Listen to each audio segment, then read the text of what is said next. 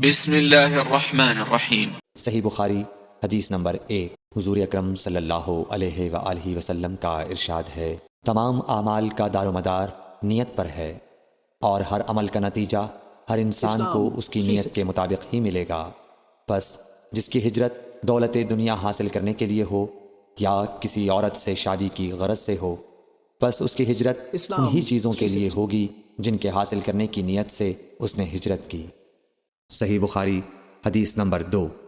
حضور اکرم صلی اللہ علیہ وآلہ وسلم نے فرمایا کہ وحی نازل ہوتے وقت کبھی مجھ کو گھنٹی کی سی آواز محسوس ہوتی ہے، اور وحی کی یہ کیفیت مجھ پر بہت شاق گزرتی ہے۔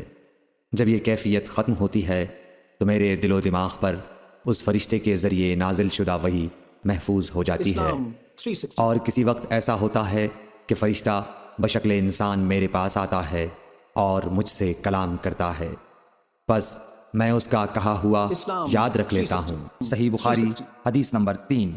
حضرت صلی اللہ علیہ وآلہ وسلم پر وحی کا ابتدائی دور اچھے سچے پاکیزہ خوابوں سے شروع ہوا۔ آپ خواب میں جو کچھ دیکھتے وہ صبح کی روشنی کی طرح صحیح اور سچا ثابت ہوتا۔ پھر من جانب قدرت آپ تنہائی پسند ہو گئے، اور آپ نے غار حرا میں خلوت نشینی اختیار فرمائی، اور کئی دن اور رات وہاں مسلسل عبادت اور یاد الہی و ذکر میں مشغول رہنے لگے۔ جب تک گھر آنے کو دل نہ چاہتا توشہ ہمراہ لیے ہوئے وہاں رہتے۔ توشہ ختم ہونے پر ہی اہلیہ محترمہ حضرت خدیجہ رضی اللہ تعالی عنہا کے پاس تشریف لاتے، اور کچھ توشہ ہمراہ لے کر پھر وہاں جا کر خلوت گزین ہو جاتے۔ یہی طریقہ جاری رہا یہاں تک کہ آپ پر حق منکشف ہو گیا، اور آپ غار حرا ہی میں قیام پذیر تھے کہ اچانک حضرت جبرائیل علیہ السلام آپ کے پاس حاضر ہوئے اور کہنے لگے کہ اے محمد پڑھو۔ آپ فرماتے ہیں کہ میں نے کہا کہ میں پڑھنا نہیں جانتا۔ آپ صلی اللہ علیہ وسلم فرماتے ہیں کہ فرشتے نے مجھے پکڑ کر اتنے زور سے بھینچا کہ میری طاقت جواب دے گئی، پھر مجھے چھوڑ کر کہا پڑھو۔ میں نے پھر وہی جواب دیا کہ میں پڑھا ہوا نہیں ہوں۔ اس فرشتے نے مجھ کو نہایت ہی زور سے بھینچا کہ مجھ کو سخت تکلیف محسوس ہوئی، پھر اس نے کہا کہ پڑھ۔ میں نے کہا میں پڑھا ہوا نہیں ہوں۔ فرشتے نے تیسری بار مجھ کو پکڑا اور تیسری مرتبہ پھر مجھ کو بھینچا، پھر مجھے چھوڑ دیا اور کہنے لگا کہ پڑھو اپنے رب کے نام کی مدد سے جس نے پیدا کیا اور انسان کو خون کی پھٹکی سے بنایا، پڑھو اور آپ کا رب بہت ہی مہربانیاں کرنے والا ہے۔ بس یہی آیتیں آپ حضرت جبرائیل علیہ السلام سے سن کر اس حال میں غار حرا سے واپس ہوئے کہ آپ کا دل اس انوکھے واقعے سے کانپ رہا تھا۔ آپ حضرت خدیجہ کے ہاں تشریف لائے اور فرمایا کہ مجھے کمبل اوڑھا دو، مجھے کمبل اوڑھا دو۔ لوگوں نے آپ کو کمبل اوڑھا دیا۔ جب آپ کا ڈر جاتا رہا تو آپ نے اپنی زوجہ محترمہ حضرت خدیجہ رضی اللہ تعالی عنہا کو تفصیل کے ساتھ یہ واقعہ سنایا، اور فرمانے لگے کہ مجھ کو اب اپنی جان کا خوف ہو گیا ہے۔ آپ کی اہلیہ محترمہ حضرت خدیجہ رضی اللہ تعالی عنہا نے آپ کی ڈھارس بندھائی اور کہا کہ آپ کا خیال صحیح نہیں ہے، اللہ کی قسم آپ کو اللہ کبھی رسوا نہیں کرے گا۔ آپ تو اخلاق فاضلہ کے مالک ہیں، آپ تو کنبہ پرور ہیں، بے کسوں کا بوجھ اپنے سر پر رکھتے ہیں، مفلسوں کے لیے آپ کماتے ہیں، مہمان نوازی میں آپ بے مثال ہیں، اور مشکل وقت میں آپ امر حق کا ساتھ دیتے ہیں۔ ایسے اوصاف حسنہ والا انسان یوں بے وقت ذلت و خواری کی موت نہیں پا سکتا۔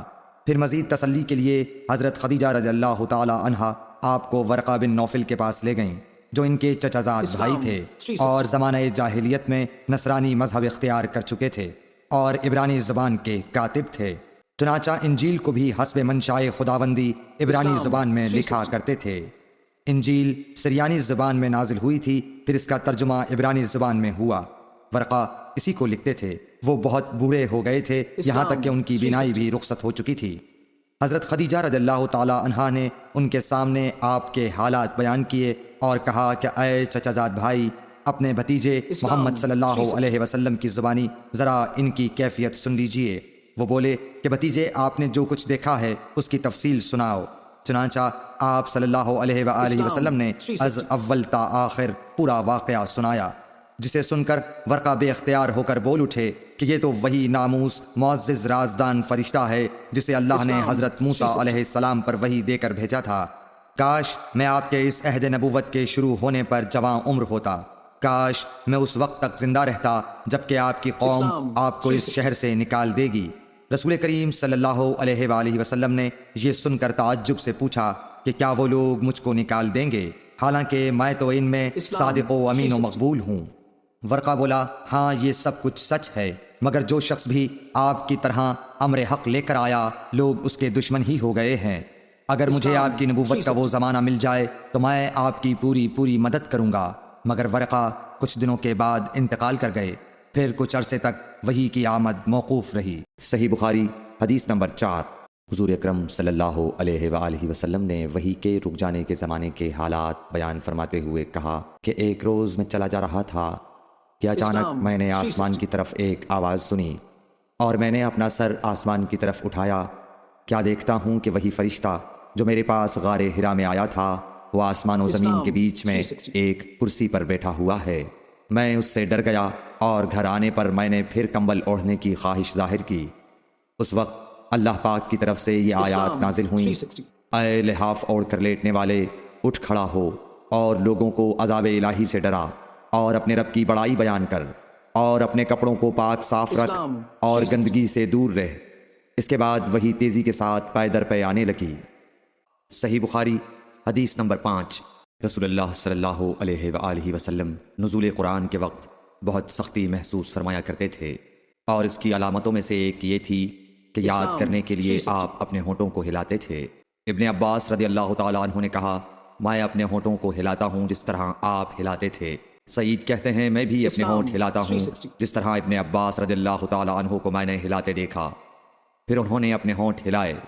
ابن عباس رضی اللہ تعالیٰ عنہ نے کہا، پھر یہ آیت اتری کہ اے محمد، قرآن کو جلد جلد یاد کرنے کے لیے اپنی زبان نہ ہلاؤ، اس کا جمع کر دینا اور پڑھا دینا ہمارا ذمہ ہے۔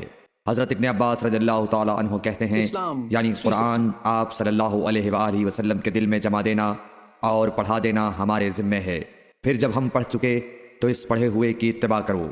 ابن عباس رضی اللہ تعالیٰ عنہ فرماتے ہیں، اس کا مطلب یہ ہے آپ اس کو خاموشی کے ساتھ سنتے رہو، اس کے بعد مطلب سمجھا دینا ہمارے ذمہ ہے، پھر یقیناً یہ ہماری ذمہ داری ہے کہ آپ اس کو پڑھو، یعنی اس کو محفوظ کر سکو۔ چنانچہ اس کے بعد جب آپ کے پاس حضرت جبرائیل علیہ السلام وحی لے کر آتے تو آپ توجہ سے سنتے، جب وہ چلے جاتے تو رسول اللہ صلی اللہ علیہ وسلم اس وحی کو اس طرح پڑھتے جس طرح حضرت جبرائیل علیہ السلام نے اسے پڑھا تھا۔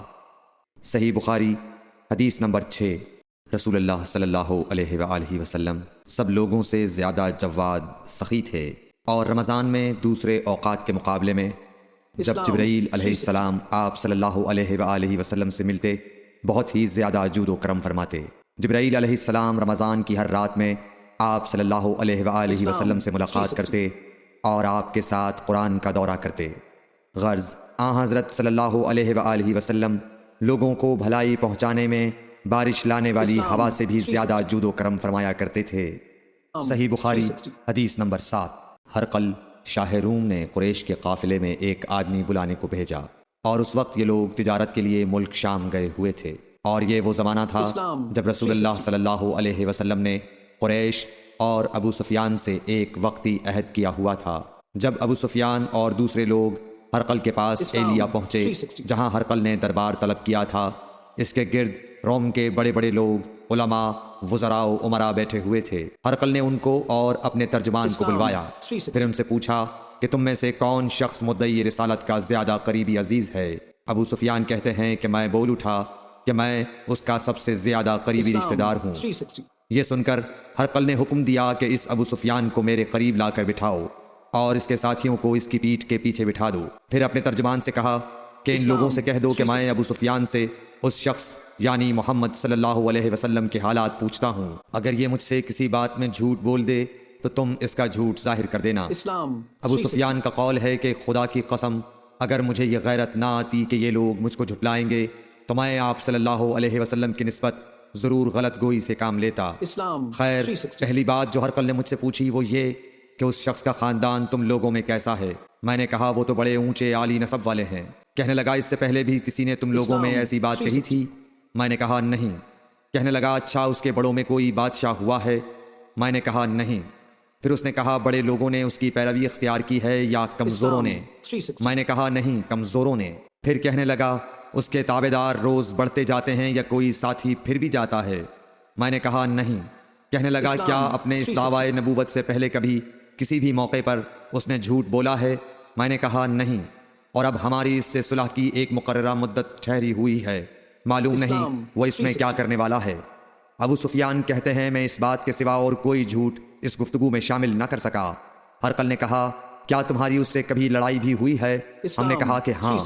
بولا پھر تمہاری اور اس کی جنگ کا کیا حال ہوتا ہے؟ میں نے کہا لڑائی ڈول کی طرح ہے، کبھی وہ ہم سے میدان جنگ جیت لیتے ہیں اور کبھی ہم ان سے جیت لیتے ہیں۔ ہرقل نے پوچھا وہ تمہیں کس بات کا حکم دیتا ہے؟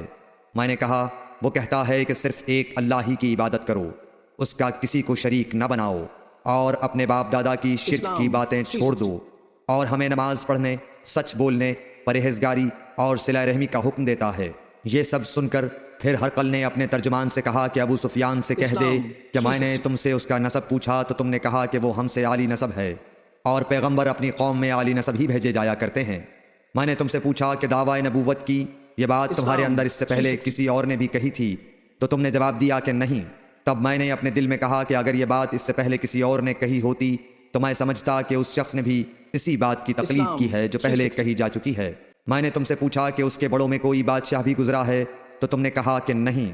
تو میں نے دل میں کہا کہ ان کے بزرگوں میں سے کوئی بادشاہ ہوا ہوگا تو کہہ دوں گا کہ وہ شخص اس بہانے اپنے آباء و اجداد کی بادشاہت اور ان کا ملک دوبارہ حاصل کرنا چاہتا ہے۔ اور میں نے تم سے پوچھا کہ اس بات کے کہنے یعنی پیغمبری کا دعویٰ کرنے سے پہلے تم نے کبھی اس کو دروغ گوئی کا الزام لگایا ہے؟